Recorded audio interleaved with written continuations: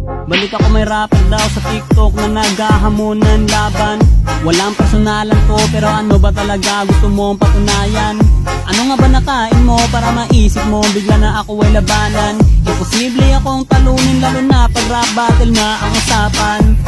Pinakamalakas mag-tube dito sa Pinas. Bukod sa Anis Quintol, unli rin to mag-recall. Kaya di nyo ko kaya kahit pagtulungan pa ni Kapitan El sa mundo niya.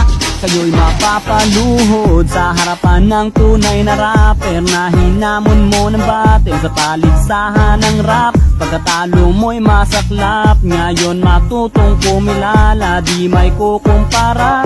Sarap mong parang misa, ganto mag-rap ang Pinoy.